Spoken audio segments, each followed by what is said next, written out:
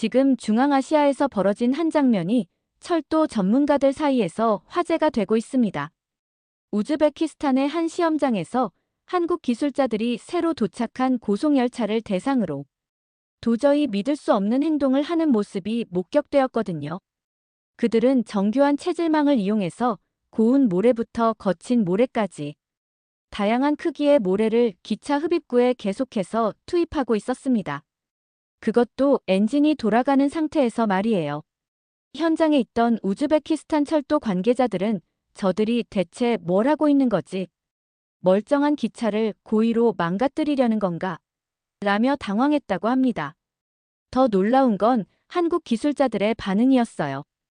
혹시 기차가 고장나면 어떻게 하죠? 라는 질문에 그들은 태연하게 그럼 설계를 다시 해야죠. 우즈베키스탄에서 고장나면 안 되니까요 라고 답했다는 겁니다. 과연 이 미친 듯한 모래 투입 실험의 진짜 목적은 무엇이었을까요? 그리고 이 사건이 어떻게 수십억 달러 규모의 철도 계약 판도를 완전히 뒤바꿔 놓았을까요? 이 모든 이야기의 중심에는 12년간 스페인 기차의 실망스러운 경험에 지친 한 우즈베키스탄 철도 위원장이 있었습니다. 그의 눈으로 본 놀라운 반전의 순간들을 지금부터 들려드리겠습니다. 잠깐 영상을 시청하신 후 마음에 드셨다면 1초면 가능한 좋아요와 구독으로 응원해주세요. 여러분의 관심이 저에겐 큰 힘이 됩니다. 그럼 이야기 시작하겠습니다. 저는 우즈베키스탄 철도공사 위원장 라힘 카말로프입니다. 2024년 초 매일 아침 사무실에 들어설 때마다 가슴 한편이 무거워졌습니다. 벽에 걸린 3장의 사진 때문이었죠. 첫 번째 사진에는 12년 전 스페인 탈고가 처음 우리나라에 도착했을 때의 모습이 담겨 있었습니다. 은빛 차체가 햇살에 반짝이며 우리 갈색 대지를 달리는 모습은 정말 장관이었어요. 당시 저는 젊은 기술자였는데 이 기차가 우리나라를 바꿔놓을 거라 믿었거든요. 두 번째 사진은 1년 후의 모습입니다. 문제들이 하나둘 드러나기 시작했죠. 객차 하부 공간이 부족해서 짐칸과 화장실 배치에 제약이 생겼습니다. 우리처럼 도시간 거리가 먼 나라에선 치명적인 단점이었어요. 장거리 운행이 많고 짐도 많이 실어야 하는데 수용 인원이 280명에 불과했거든요. 더 큰 문제는 정비였습니다. 특수 부품 교체나 복잡한 시스템 수리가 필요할 때마다 스페인 기술자들을 불러야 했어요. 우리 엔지니어들은 그저 옆에서 지켜보기만 할 뿐이었습니다. 중요한 부품들은 기업 기밀이라며 손도 댈 수 없었거든요. 세 번째 사진은 지난달 모습입니다. 기차는 여전히 달리고 있지만 이제는 심각한 고장이 날 때마다 스페인에 도움을 요청해야 해요. 우리가 기술적으로 자립하면 그들의 수익이 줄어들 테니까요. 저는 이런 상황이 답답했습니다. 그런데 어느 날 두꺼운 공식 문서 하나가 제 책상에 놓였어요. 정부 도장이 선명하게 찍힌 파란색 표지를 열어보니 새로운 프로젝트 지시서가 들어있었습니다. 타슈켄트에서 누쿠스까지 1300km에 달하는 고속철도를 건설하라는 내용이었죠. 사막과 산을 관통하는 이 철도는 우리 수도를 부하라, 히바를 거쳐 누쿠스까지 연결하게 됩니다. 마치 옛 비단계 같지만 낙타 대신 현대식 기차가 달리는 거예요. 하지만 정부가 제게 내린 조건 중 가장 중요한 부분이 있었습니다. 이번에는 반드시 완전한 기술 이전을 받아야 한다는 조건이었어요. 더 이상 구경만 하고 있을 순 없다는 거죠. 고장날 때마다 외국 전문가를 부르는 일도 절대 없어야 한다고 못 박았습니다. 저는 그런 회사를 찾아야 했습니다. 전화가 울렸습니다. 비서가 전해준 소식은 전 세계 철도 회사들이 우리와 계약하겠다고 나섰다는 것이었어요. 스페인, 프랑스, 독일, 일본, 중국, 그리고 한국까지. 저는 첫 번째 회의 일정을 잡기 시작했습니다.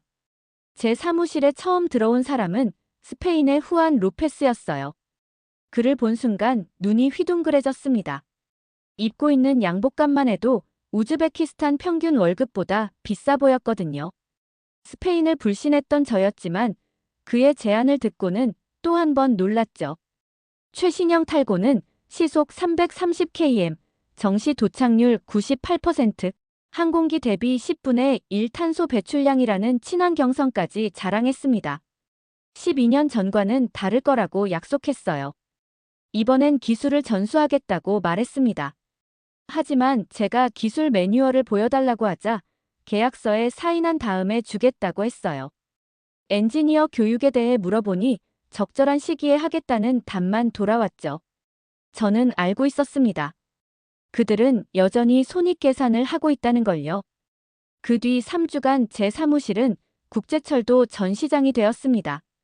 세계 각국 대표들이 줄줄이 문을 두드렸고 책상 위엔 매일 새로운 프레젠테이션과 카탈로그가 쌓여갔어요.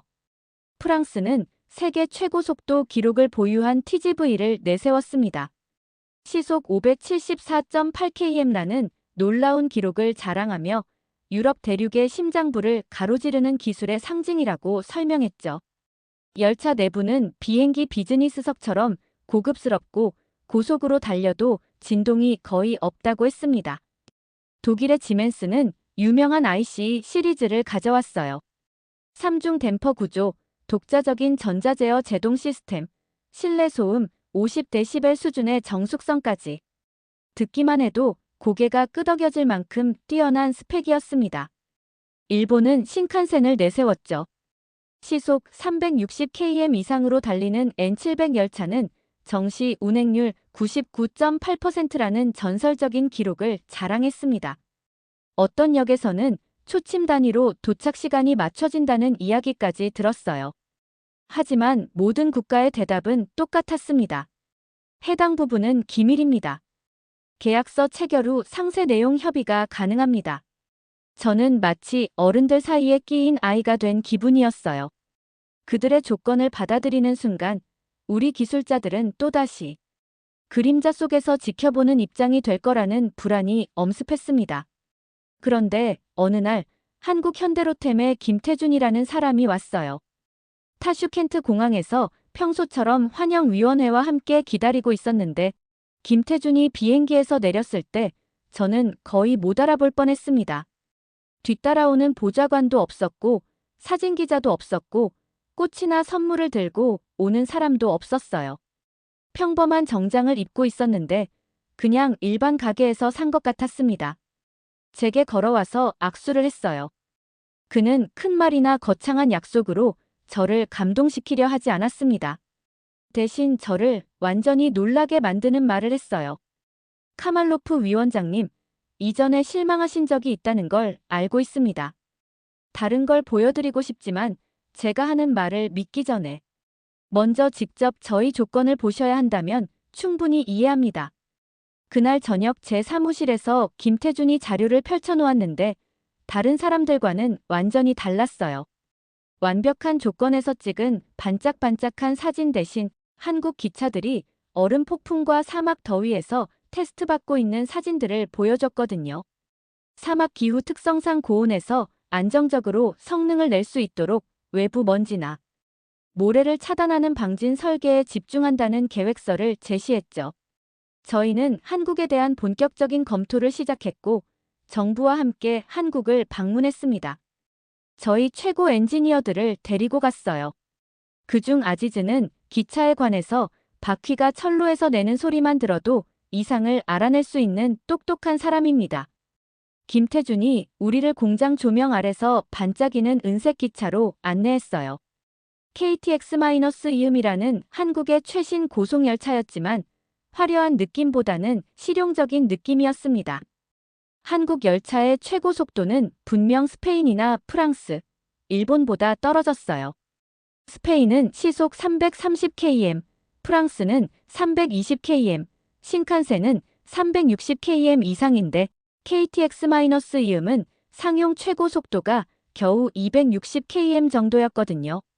그럼에도 저희는 한국 열차를 보고 깜짝 놀랐습니다. 정비 시스템이 달랐기 때문이에요. 첨단 장비를 부착해서 운행하는 궤도 검측차가 있었습니다. 기차가 달리는 철도의 상태를 검사하는 특수 열차였죠. 전차선, 신호 설비, 통신 시설을 종합 점검하는 검측차도 있었어요. 강을 지나는 다리나 경사진 비탈길, 사막길의 철탑과 송전선로 등 위험한 작업 현장에서 사람 대신 점검 업무를 수행하는 자율비행 드론까지 안전 기술 면에서는 엄청난 완성도를 보여줬습니다. 아지즈가 무릎을 꿇고 기차 밑을 들여다보기 시작했어요. 저는 누군가 말릴 줄 알았습니다. 스페인 회사에서는 결함 방지라는 명목으로 우리 엔지니어들이 중요한 부분을 절대 만질 수 없었거든요. 하지만 한국 기술자들은 그냥 아지즈에게 손전등을 건네주며 확인해야 할 부분들을 가르쳐주고 있었어요. 아지즈가 발견한 것이 또 저희를 놀라게 했습니다. 기차 밑에서 모래와 먼지가 엔진으로 들어가지 못하게 막는 필터가 4개나 있었던 거예요. 스페인 기차는 필터가 하나뿐이어서 사막 기후에서 몇 달마다 막혀버려 고장이 자주 났거든요. 하지만 한국은 달랐습니다. 우즈베키스탄으로 돌아오자 상황이 복잡해졌습니다. 한국을 방문하고 일주일도 안 되어 스페인의 로페스가 다시 제 사무실에 나타났어요. 이번엔 더 큰 약속들을 가져왔습니다. 열차 2대에 5,700만 유로짜리 계약이었어요. 더 싼 가격에 스페인에서 우리 엔지니어들을 위한 교육 프로그램까지. 새로운 조건이 너무 좋아서 머리가 어지랄 정도였습니다. 위원회 멤버들이 수근거리기 시작했어요. 일부는 제가 스페인 대신 한국을 고려하는 게 실수라고 생각했습니다. 스페인은 검증된 곳이다. 우리 지역에서 경험이 있다. 한국은 너무 멀고 너무 다르고 너무 위험하다. 중국이 극적인 제안을 해오자 혼란이 더 커졌어요. 중국과 키르기스탄, 우즈베키스탄을 잇는 523km짜리 진짜 실크로드를 만들겠다는 80억 달러 규모의 계약이었습니다. 예산 보고서와 일정표를 볼 때는 이런 조건들이 정말 매력적으로 들렸어요. 아주 피곤할 때 편안한 침대가 부르는 것처럼 쉬운 길이 저를 부르고 있었습니다. 하지만 그때 한국에서 본 것이 떠올랐어요. 한국의 사막 테스트 시설에서 모래 폭풍을 시뮬레이션하며 기차를 테스트하던 모습 말입니다. 거대한 챔버 안에서 기계들이 기차 부품에 몇 시간 동안 계속 모래를 불어대고 있었거든요. 온도는 50도까지 올라갔어요. 우리나라 가장 더운 여름날보다도 높았습니다. 6시간 후 변화는 충격적이었죠. 아지즈가 모든 시스템을 확인했는데 모든 게 완벽하게 작동하고 있었어요. 필터에는 모래가 가득했지만 엔진은 깨끗했고 냉각 시스템은 더위에 맞춰 조절되고 있었으며 브레이크도 정상적으로 반응했습니다. 바로 그때였어요. 한국 엔지니어들이 기차에 의도적으로 모래를 넣는 장면을 목격한 건 말입니다. 한국 기술자들이 기차에 모래를 넣는 모습을 처음 봤을 때 저는 눈을 의심했습니다. 아니, 저들이 대체 뭘 하고 있는 거지? 멀쩡한 기차를 망가뜨리려는 건가? 김태준이 제 당황한 표정을 보고 웃으며 설명했어요. 이건 극한 상황 테스트입니다. 우즈베키스탄의 모래 폭풍은 예측할 수 없거든요. 그래서 일부러 최악의 상황을 만들어서 기차가 견딜 수 있는지 확인하는 겁니다. 그들은 체질망 같은 기계로 고운 모래부터 거친 모래까지 다양한 크기를 기차 흡입구에 투입하고 있었어요. 엔진 팬이 돌아가는 상태에서 말입니다. 저는 소름이 돋았어요.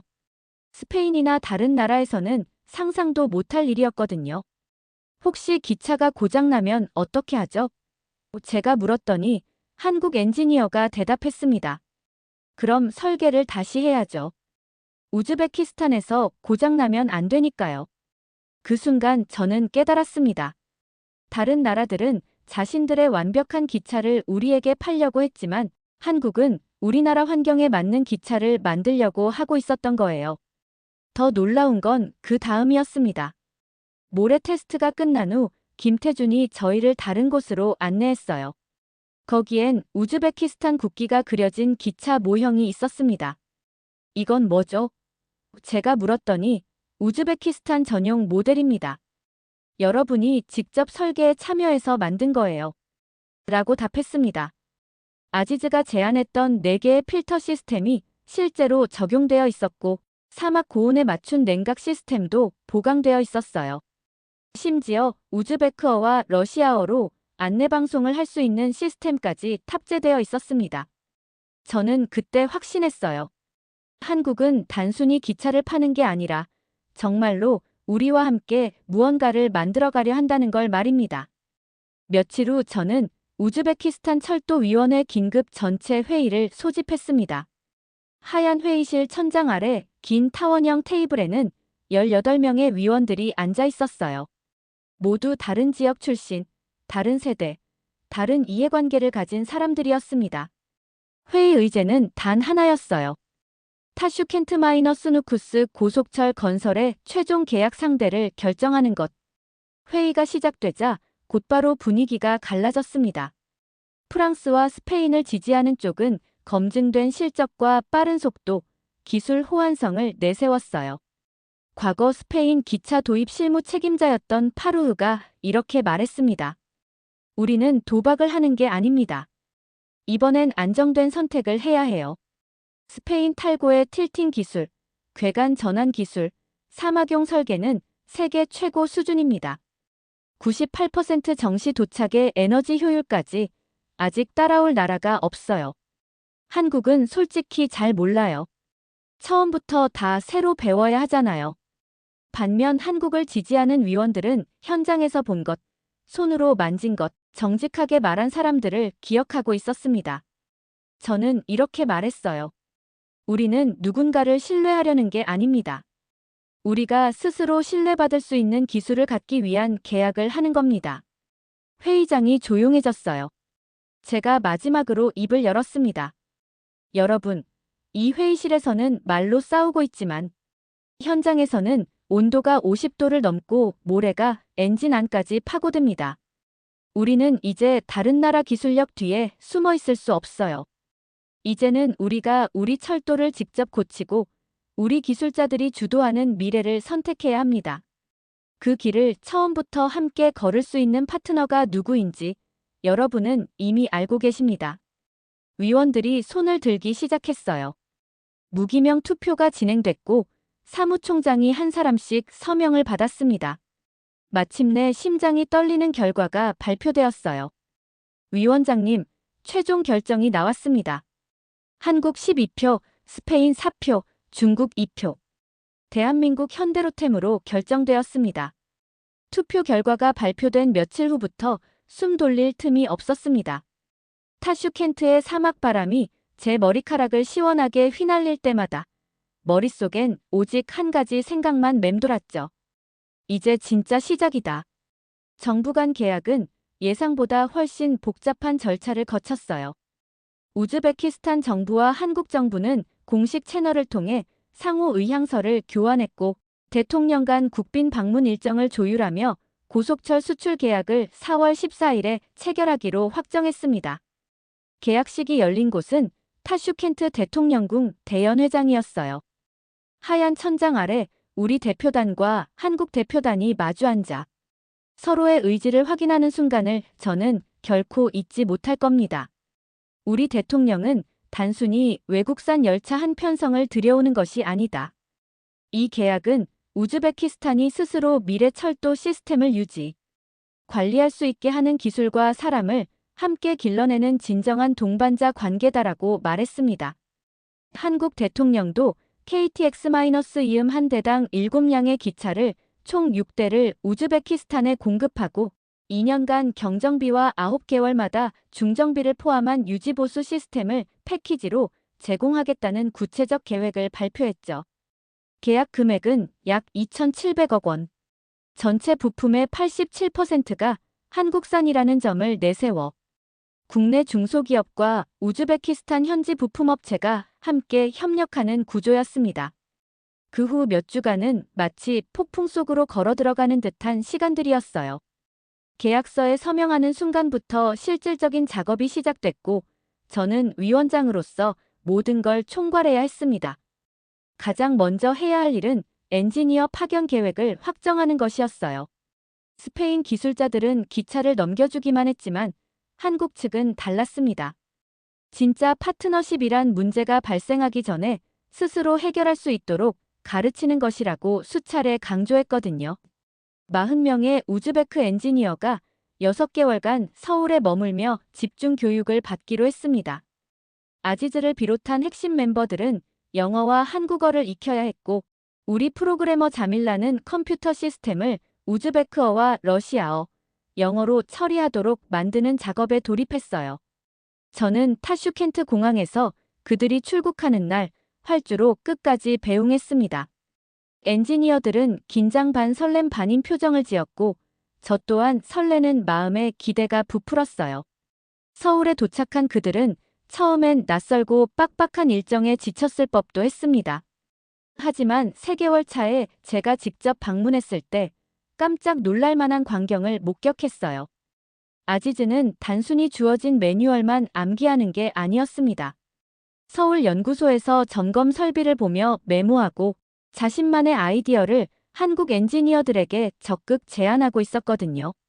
모래 폭풍을 막는 필터 구조를 4개로 나누는 설계나 엔진, 열 배출 경로를 사막 고온에 맞춰 수정하는 방안 등이었죠. 한국 엔지니어들은 그런 제안을 꾸준히 검토하고 설계에 반영했습니다. 자밀라는 기차 내부 통신 시스템을 우즈베크어와 러시아어로 실시간 안내할 수 있도록 소프트웨어를 개조하고 있었어요. 그녀는 실제 시험 주행 중 갑자기 메시지를 보낼 필요가 있을 때 한국어 설명만 제공되면 우리는 이해하기 어려워요. 다국어 지원이 필수입니다라고 강조했죠.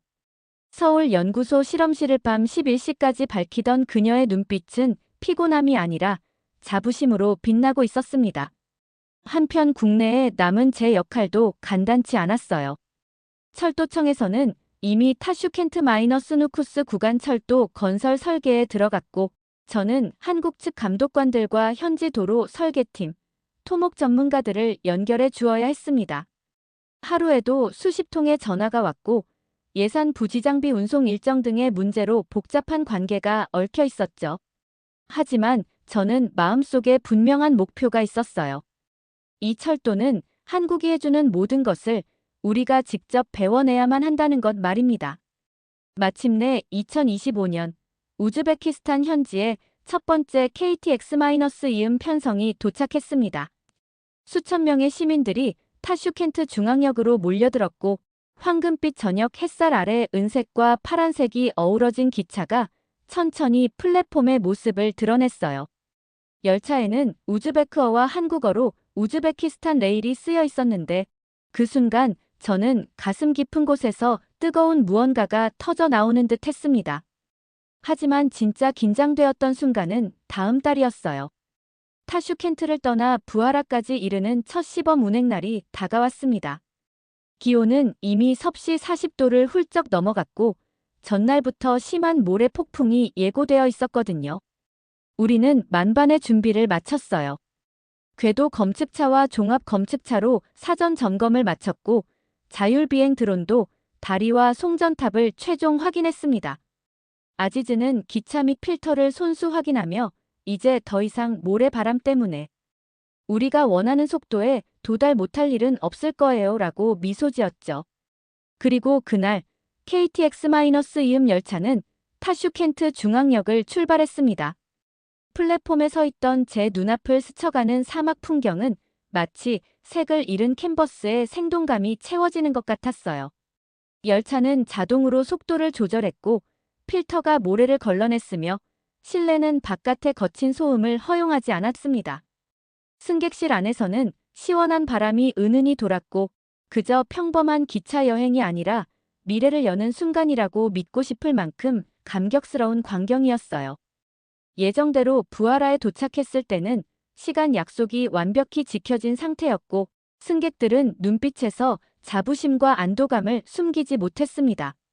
하지만 정말 놀라운 일은 그 다음에 일어났어요. 운행이 끝난 후 아지즈가 기차를 점검하는데 모래 폭풍을 뚫고 달렸는데도 모든 시스템이 정상이었던 거예요. 필터 4개가 제 역할을 다했고, 엔진은 깨끗했으며 냉각 시스템도 완벽하게 작동했습니다. 그때 저는 깨달았어요. 한국에서 기차에 모래를 일부러 넣었던 그 테스트가 바로 이 순간을 위한 것이었다는 걸 말입니다. 그들은 우리 사막에서 실제로 일어날 수 있는 모든 상황을 미리 준비해둔 거였어요. 이후 몇 달간 저는 뒤를 돌아볼 여유가 거의 없었습니다. 첫 번째 열차가 성공적으로 운행된 후 곧바로 두 번째, 세 번째 편성을 확보하고 철로 공사를 순차적으로 진행해야 했거든요. 지역 대학들은 새로운 철도 공학과를 신설했고 우즈베키스탄 정부는 철도 유지보수 시설을 짓기 위한 부지를 지정했어요. 제 임무는 여전히 끝나지 않았지만 이제는 확신이 있었습니다. 서울에서 돌아온 우리 엔지니어들이 달라져 있었거든요. 아지즈는 이제 한국 기술자들과 직접 소통하며 문제를 해결할 수 있게 되었어요. 자밀라는 시스템 오류가 발생하면 스스로 코드를 수정할 수 있게 되었고요. 가장 인상적이었던 건 어느 날 기차에서 사소한 문제가 발생했을 때였습니다. 예전 같으면 스페인 기술자를 불러야 했을 텐데 아지즈가 직접 문제를 파악하고 부품을 교체했어요. 그것도 30분 만에 말입니다. 김태준이 정기점검차 방문했을 때 저는 그에게 물어봤어요.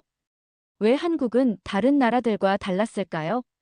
왜 우리에게 기술을 숨기지 않고 가르쳐 줬을까요? 그의 대답은 의외로 간단했습니다. 우리도 과거에 그런 경험이 있었거든요. 외국 기술에 의존만 하다가 정작 문제가 생기면 속수무책이었던 적이 있어요. 그래서 우리는 스스로 기술을 개발하기 시작했죠. 우즈베키스탄도 그런 길을 걸어야 한다고 생각했습니다. 진정한 파트너십이란 서로 도움을 주고받는 거예요. 우즈베키스탄이 자립하면 오히려 우리에게도 더 좋은 파트너가 될 수 있거든요. 그 말을 듣고 저는 왜 한국이 우리에게 진심으로 기술을 전수했는지 이해할 수 있었습니다. 그들은 단순히 기차를 파는 게 아니라 진짜 동반자를 만들고 싶었던 거예요.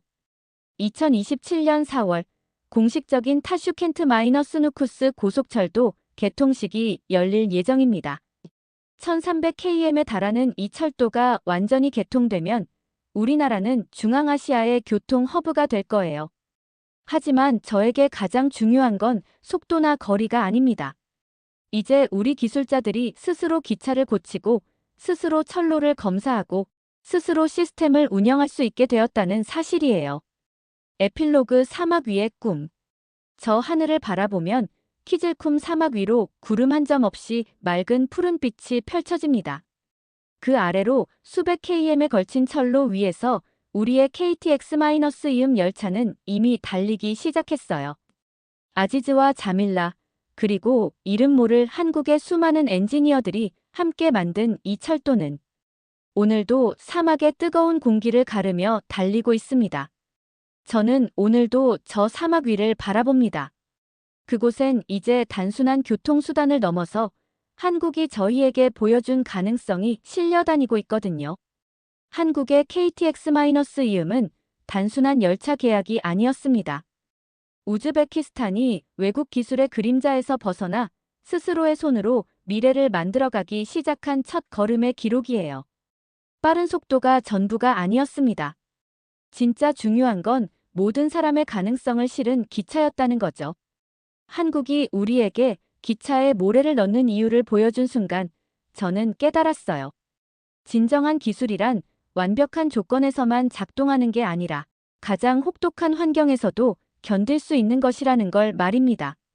그리고 진정한 파트너십이란 단순히 물건을 사고 파는 관계가 아니라 함께 성장하고 함께 미래를 만들어가는 것이라는 걸 배웠습니다. 한국은 우리에게 기차를 준 게 아니라 꿈을 키울 수 있는 방법을 가르쳐 준 거예요. 오늘도 키질쿰 사막을 가로지르는 KTX-이음을 보며 저는 생각합니다. 이 기차는 단순히 사람을 운반하는 게 아니라 우즈베키스탄의 새로운 미래를 싣고 달리고 있다고 말입니다. 어떠셨나요? 앞으로는 서로를 좀 더 이해하고 대화하며 함께 발전할 수 있도록 노력해야 하지 않을까요? 오늘의 사연은 여기까지입니다. 구독과 좋아요는 영상 제작에 아주 큰 힘이 됩니다. 지금까지 우감사의 사라였습니다. 오늘도 우리 구독자님들의 가정에 따뜻한 행복이 가득하시길 진심으로 바라겠습니다. 긴 영상 끝까지 시청해주셔서 정말 감사합니다. 내일 더 좋은 이야기로 찾아뵙겠습니다. 감사합니다.